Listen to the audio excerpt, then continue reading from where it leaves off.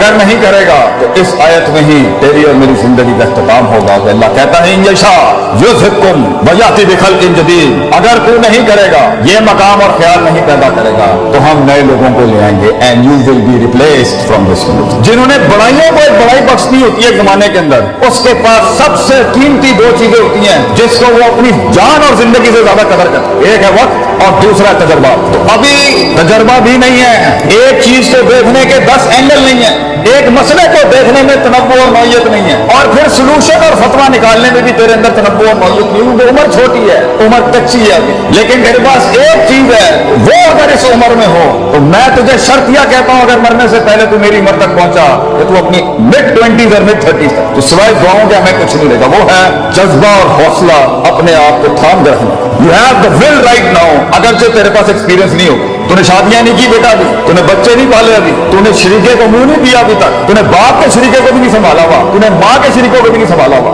تو نے لوگوں کی سیاستیں نہیں سمجھی، حسد بغض نہیں دیکھے تو نے ابھی، کس طرح لوگ گیمیں کرتے ہیں، کس طرح لوگ ٹانگیں کاٹ دیں گے تیری، کس طرح لوگ تجھے استعمال کے تھوک کے پھینک دیں گے، کس طرح تیرا ہی آئیڈیا جینیس اگر بیٹھا ہے پنجاب کالج میں یا کوئی بڑا جینیس کیا ہوتا ہے جس کے پاس آئیڈیاز کی بھرمار ہو لیکن مارکیٹ اور سیلنگ نہیں آتی، مارکیٹ نہ ہو اس کے پاس، پیسہ نہ ہو اس جینیس کے پاس، ایسے کتنے شہ سوار ہوں گے ہمارے ملک میں جو عقلی ذہنی لحاظ سے امام ہوں گے ابھی اس ٹائم پر، مگر ان کے پاس مارکیٹ نہیں، پیسہ نہیں ہے، فنڈ نہیں ہے، دکان نہیں ہے، کمپنی نہیں ہے، آرگنائزیشن۔ تو وہاں تک ہولڈ کرنے کے لیے جب تک تو ایک بن جائے گا وہ چیز کہ پیسہ بھی خود آئے گا، لوگ بھی آئیں گے تیرے ساتھ جڑنے کے لیے، تیرے پاس صرف اپنے پاس ایک چیز ہے کہ تھام کے رکھنا۔